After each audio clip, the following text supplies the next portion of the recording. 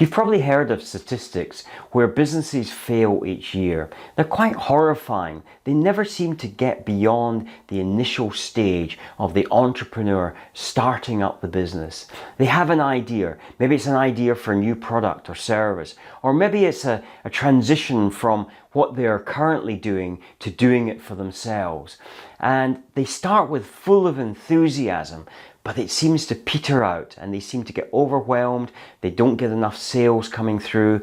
They don't really get the profitability that they were expecting, and they don't grow, and they just give up in despair and feel that maybe having your own business is not for them. So what I want to do is just to talk about the 3 phases a business goes through, but also how you can ensure the success of your business in terms of developing it.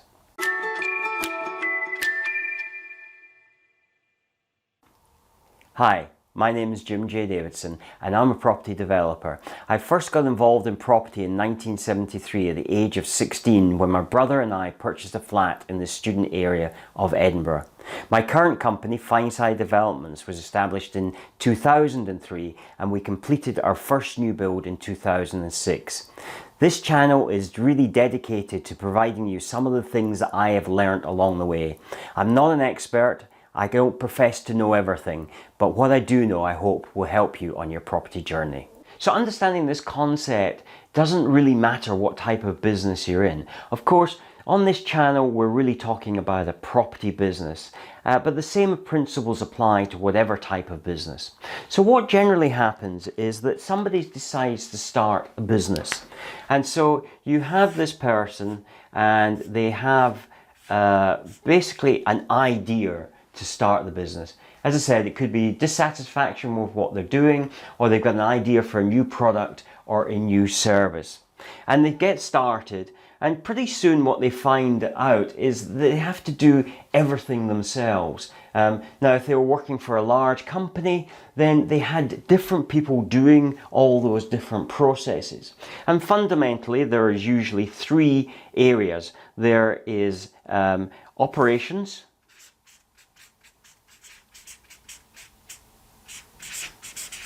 marketing,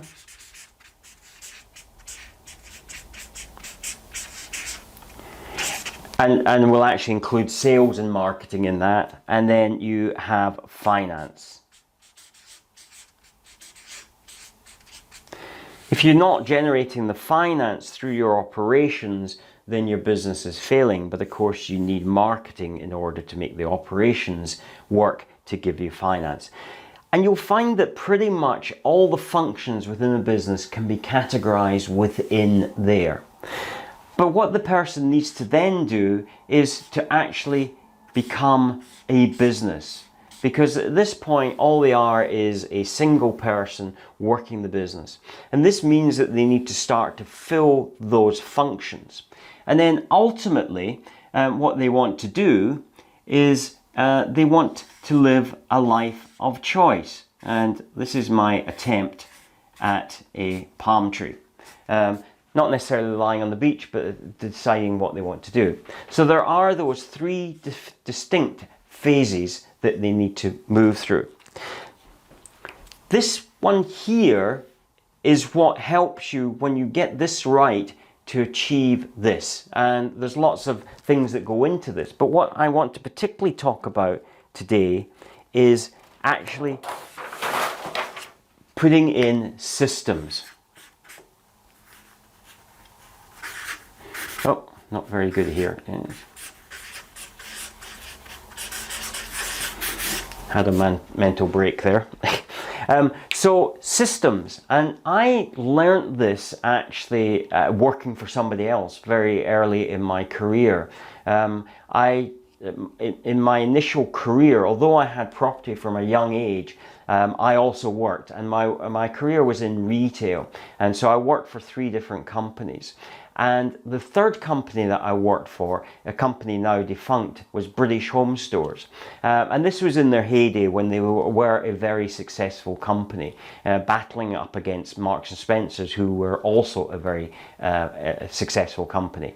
And in that company, I rose to the position of assistant general manager of their third largest store in the country.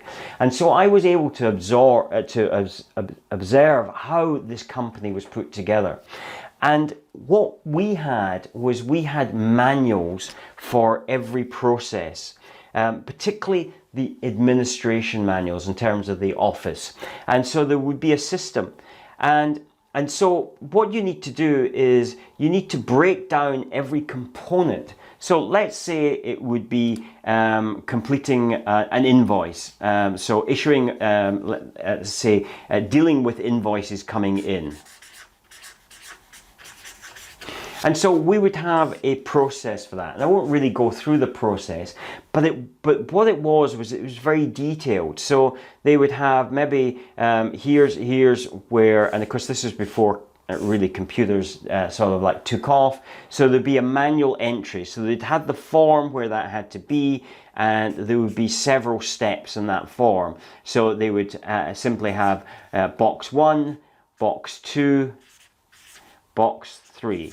And I'll show you a technique. Well, I'll move on to a computer screen and just show you the technique. But essentially what this was saying was put in the date here, put in the, let's say, invoice value. And let's say this one was put in the amount. So this would be then listed. Step 1, Step 2, Step 3, and it'd be listed down there, but it would also have an illustration of what you're going to do. Now you might think that this is a bit of an overkill, but the beauty of this was that we were able to bring somebody in who had never done this before, who just had obviously a level of intelligence to be able to handle this, but they could then work through that process. And pretty much they would then, they would get to the point where they had done it enough, and they would then they wouldn't need to refer to the manual, but the manual was always there to give them the correct procedure. So if they were working on one area for a while and they got very familiar with that, and then they moved to another area, then they became very familiar with that. But then they maybe go back to that area they were in before, and I'm not quite sure how this works. So they knew they had a manual, they could open it up and they could refresh themselves. So it cut down on mistakes, it ensured accuracy, but it also meant that you didn't worry if somebody left, because then the training time that you needed time to take to bring that person up to speed was much more lesser. Now, of course, today you can do this in lots of different ways that you couldn't then. So you can actually create a flow chart of the processes. You can link documents to that. You can create videos to show people that. And this also gives you the ability to, in today's world, because of the advent of the internet, to be able to employ virtual people. So they don't necessarily need to be working in an office, and you can employ people from all around the world. And if you use a website like Upwork, then that gives you the ability to employ people and help grow your business in a much more cost-effective way. Now, you might think, oh, that's exploiting people. It really isn't. It's just that they, in different parts of the world, they have a different level of living. In other words, the cost of living is a different level, and so you're paying them appropriate to that cost of living. And of course, there's nothing to stop you paying a bit more if you have a consciousness that you feel that you really want to pay them a bit more, which is not a bad thing, because once you get somebody that's really good, you want to hold on to them. So this is how you essentially systemize your business. And as you systemize your business and have other people starting to fulfill these different functions, that then gives you much more freedom to actually take a look at the bigger picture of the business. So rather than getting involved in so much of the detail, day-to-day inertia, you can then start to really look at the strategic way of growing your business. And ultimately, you will have a business that runs by itself, because essentially what you want to do is to do yourself out of a job. You want to make yourself redundant. And when you become redundant, then you have a choice what you want to do with your time. Maybe not lying on the beach, although that would be nice every so often, but for whatever you want to do. So this is the way that you achieve that. So I hope you found that useful. If you like this video, please give us a like and let us know that you found this of value. If you haven't already subscribed to the channel, we'd love you to do that. If you're new to the channel, there's lots of videos here. There's over 70 videos now, and there's a lot more being added each week. So please subscribe and be notified of when the next video is going to be published. We wouldn't want you to miss out. And I look forward to seeing you again on the next video. Thank you for watching. Subscribe for more videos, then click to watch the next video. Please remember to visit our website at builditandprosper.com, Together app, or click on the button on the YouTube header if you're on desktop.